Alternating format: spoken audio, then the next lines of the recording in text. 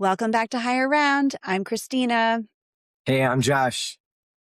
Excited to talk with you today, Josh, as always. We are chatting about my conversation with Heather Kirkpatrick, who is the founder and president of Alder Graduate School of Education. For those who may not know, Alder Graduate School of Education operates here in California. It's a training program. We'll talk a little more about Heather at the end of our intro to the show. But in the meantime, what talking with her made me think about is what are the goals of our training programs for educators, and how can we make sure that the systems and structures of our training programs actually align to those goals? Yeah, I think it's so interesting, right? Because we have a teacher shortage, and there's so much research out there that the teacher shortage almost the solutions beget a larger teacher shortage and a larger teacher shortage as we put people who are not ready or prepared to go into the classroom. And so when you told me about Alder, what I loved is the idea of community-based practice, but also the practicum element and really making sure that people build the muscle memory, the tools, and the why before they go into the classroom. So that way, quite frankly, in November of the school year, we don't have them running out of the classroom and having a larger scale. But then I also really liked what you talked about with the local recruitment because that has people that have the community context that will also stay. Totally. And I was thinking about, so my cousin, is a teacher in Kansas City, and she was fortunate enough to go to a college where she could major in education and she could spend an entire year as a student teacher before she even graduated with a BA. And so she went into her teaching super confident because she'd spent an entire year as an apprentice while she was learning.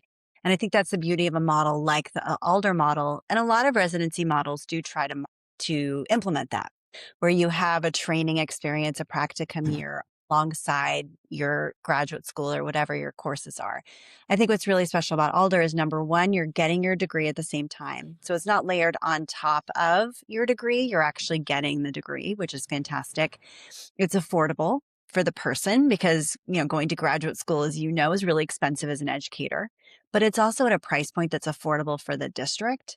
So it can one of the things Heather realized is that a lot of residency programs are quite expensive, which is great in terms of offering a lot of money to people while they're doing it and being able to offer, lots of carrots for candidates, but it wasn't sustainable. And so one of the first things to get cut once budget cuts happened were residency programs. So she did a ton of research, spent her 30 years of experience to really figure out what's that price point that matters. And I think that's a really important piece of this. Having worked at New Leaders for 4 years, where I tried to find aspiring principals and place them into roles, we found the same thing, which was that there has to be investment on both sides. The district or organization that's going to hire you as an employee does have to put some skin in the game because it's expensive. But when that cost gets too high for them, they cut it and we end up with no one in those seats. And so I think trying to figure out solutions that address the market need, address the need for local people, but also make sure that's at a price point that can be sustained is really important. And we don't always find that balance.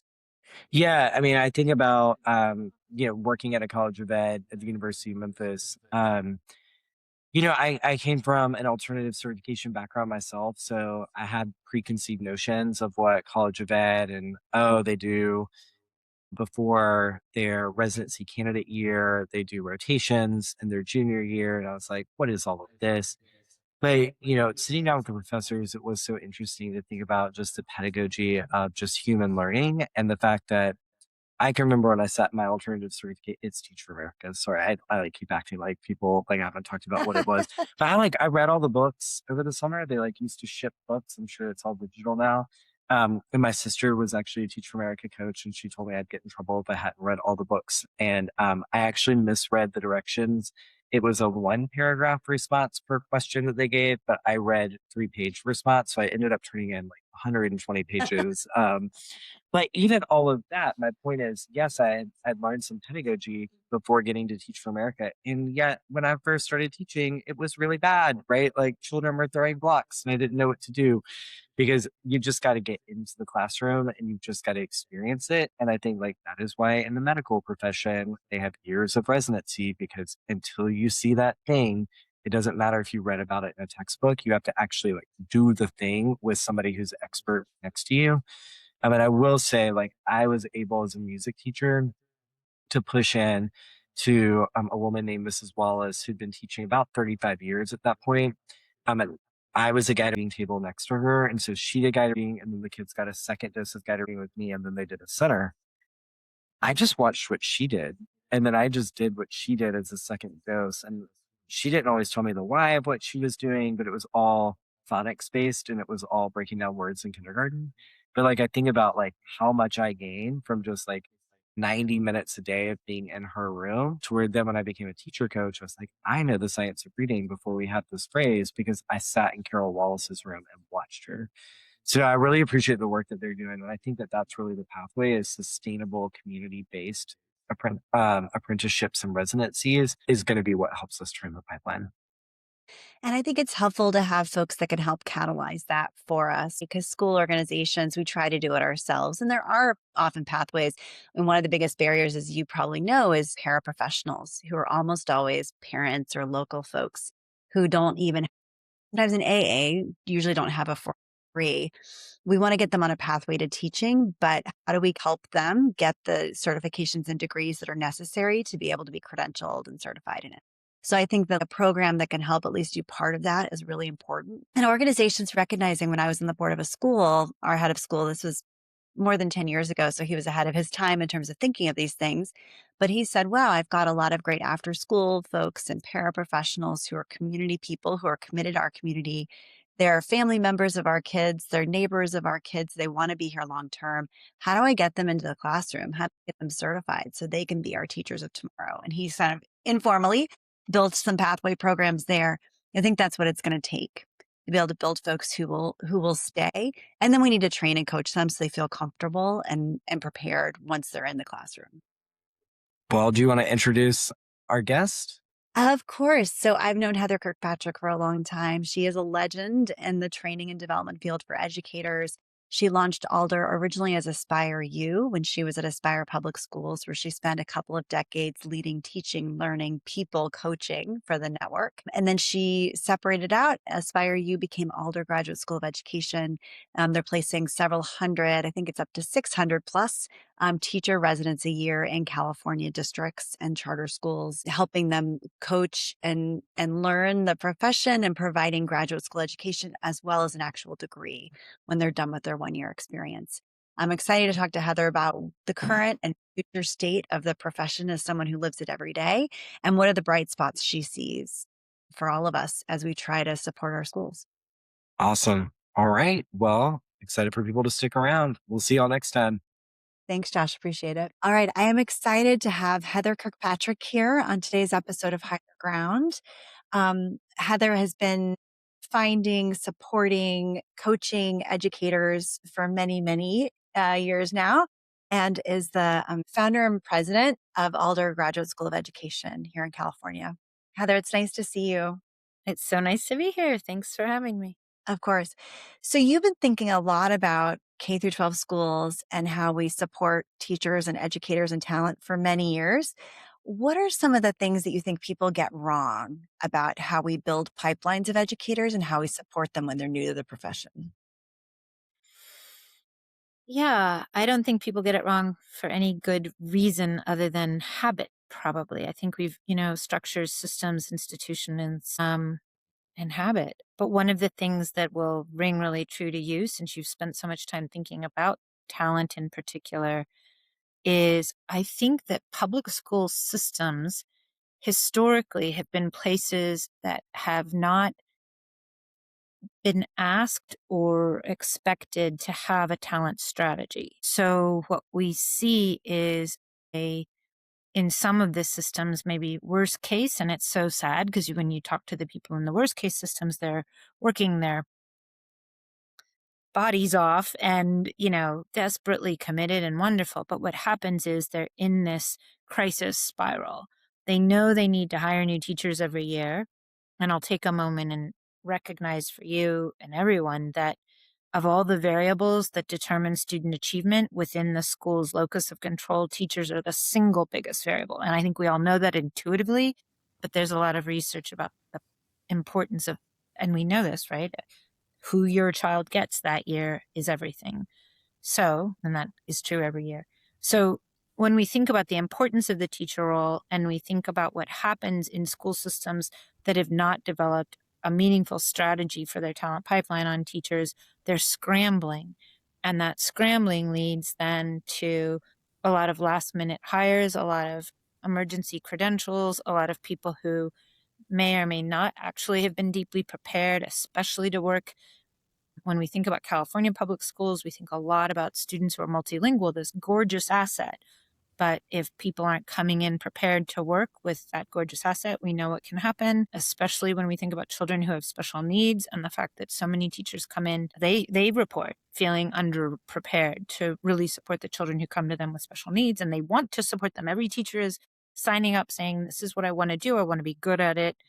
So when I think about one of the things that I think your question was framed in a what can happen, what can go, what's going wrong, maybe, I think one of them is just not having the foresight to think about that talent pipeline in a very strategic way. And the last thing I'll say on that is there's the building the strategy, and then just like every good strategy, having a data mechanism, a way to understand historical looks. How many do I hire every year? How many in which subject area?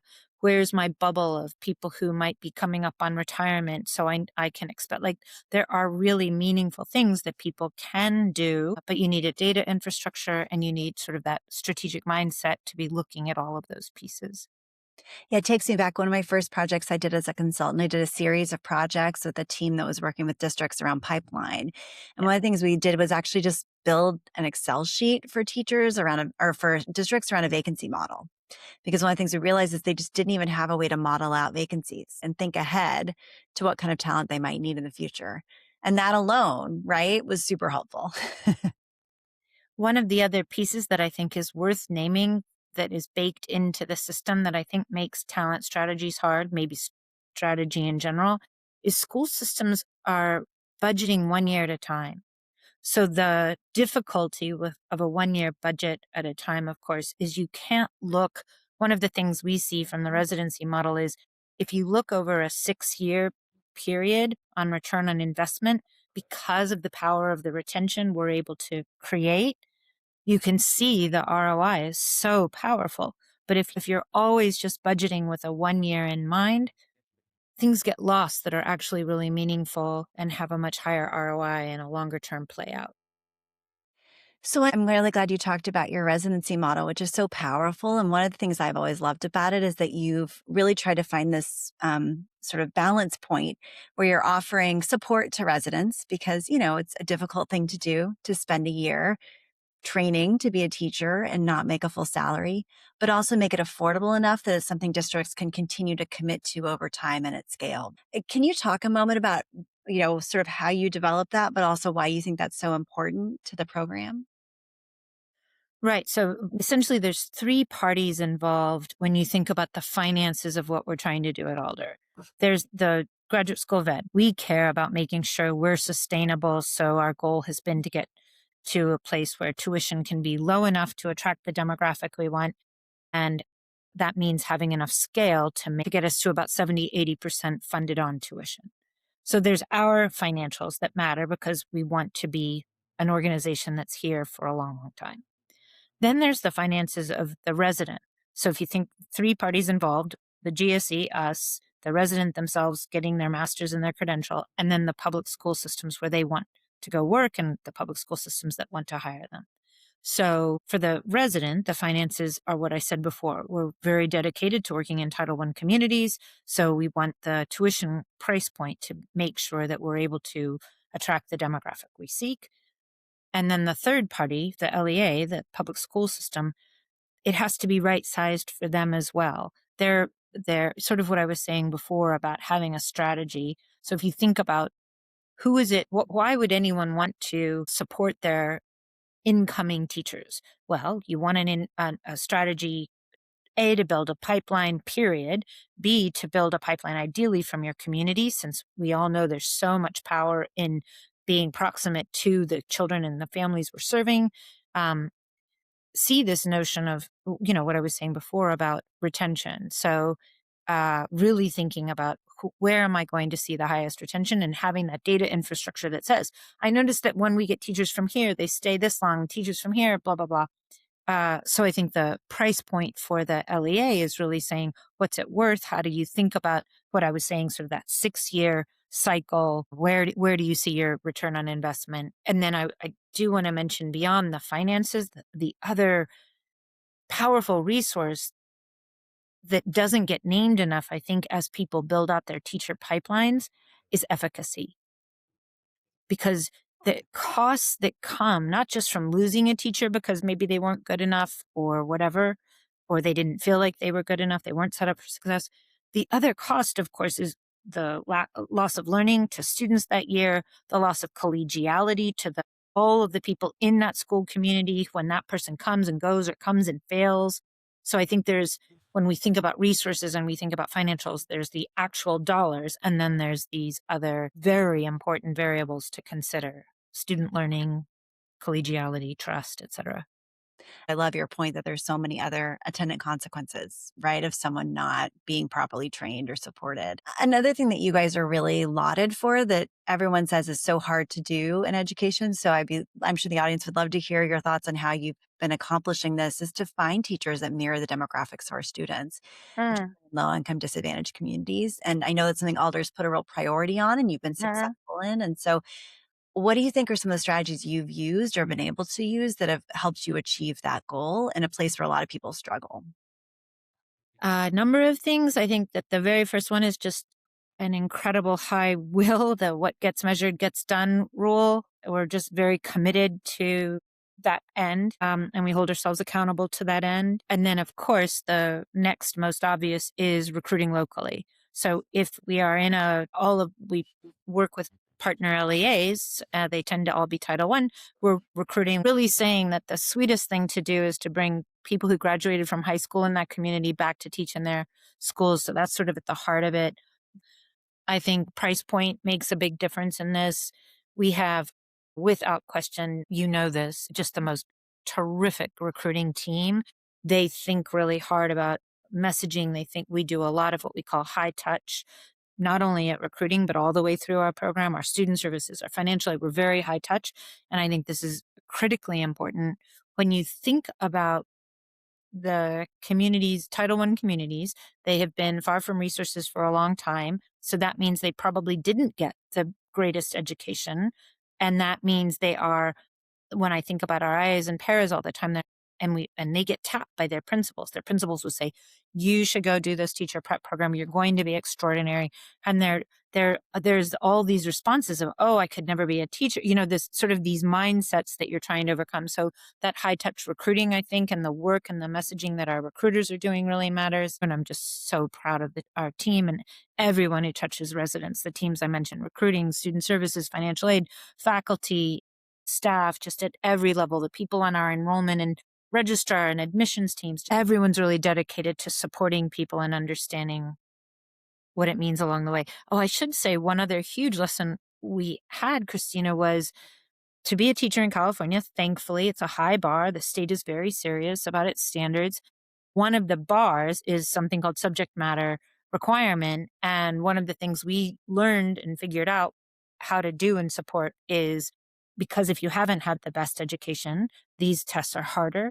So we are supporting all of our students with community college courses at no cost to themselves so that they can meet SMR before they come into us. And that feels like this is another strategy to use if we're serious about doing this work together. As we think about the next 15 years in education and teaching and kids and schools and preparing people for the profession, what are some things that are on your all's mind in preparing people? Yeah, I would say a handful of things, of course. One of the most powerful things that we've been doing that I think is a bit of a calling card for us, and we're all really proud of, that I think will not change in the next 15, 20, 30, 100 years, is the work on identity. I think this has been an area that so many white people in particular have thought about as not meaningful, and it turns out it's perhaps among the most meaningful to understand who we are in whatever skin we walk through life, whatever ability, disability, multilingual, monolingual, we're all the things that we bring to the table and what that means for how we show up as a teacher and then understanding all of those pieces then through child development coursework and how children and families in the very communities we work in it's frightening, to be quite honest, how many of our students will tell us, this is the first time anyone has actually taught me this history or helped me think about the world through this lens. And it's powerful. If you ask any older grad, they will tell you one of their favorite classes was one of those early ones around identity work. And maybe there's a lot more to unpack there, but I do think that essentially it's, what does it mean to be human? What does it mean to be human in this world right now with all of the various aspects of human existence? And that's why I don't think that ever goes away, because I think we are at our core very curious, and hundreds of thousands of pages have been written about our existential quest to understand life and the meaning of being human. So I think that work is core and stays the same. Then, of course, I think about probably two other big layers. One would be trust in truth. So much of what is coming up for so many of us in my generation is, holy camole, I can't believe we're at a place where so many of us have very, very different definitions of what is true.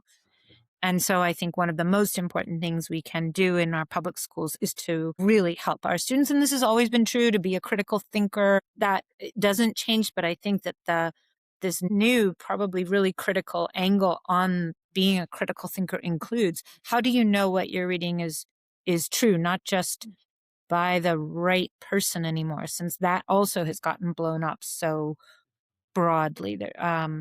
So I think there's a lot to be discovered and considered as we think about how teachers teach children about trust and truth.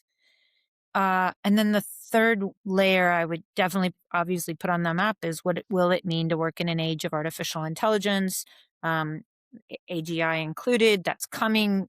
Whatever anyone thinks it's coming, it's here, and it's going to get more and more. And so I think really thinking about all of the different schools of thought, and there are many. Are we working side by side? And there's the really large universal question, I think, of what it means to be human and to work in a world with AGI or AI. And then I think there's a little bit more micro. What does it mean to be a teacher and work in that world? And what tools am I using as a teacher? What tools should my students be using? So we're certainly thinking about all of that at Alder. And then maybe the last thing on that note, I was just at a conference this past week, and one of the things that was so striking, and I think you're old enough to remember, so much of what was being talked about around the world of AI really sounded almost identical to what was being talked about with project-based learning. So there's this really, to my heart, because I think that is some of the most powerful pedagogy possible, I think if there is this really excited, as much as there's a lot to critique and be worried about it, the biases, so many concerns, but there is also this extraordinary hope I have that AI really might bring us closer to that very interdisciplinary, relevant learning for all kids through that kind of approach that only an AI might be able to enable. Well, and I think it's interesting. We're at a space where we're still figuring out what AI even is. And I mean, having Sure. teenagers where, we went from no AI when my son started high school, who's now a freshman in college, to my daughter this year coming home and saying, Mom, every assessment's an in-class 40-minute assessment because they're worried we're going to use AI. Sure. Like, I feel like we've gone from extreme to extreme. And so Yeah.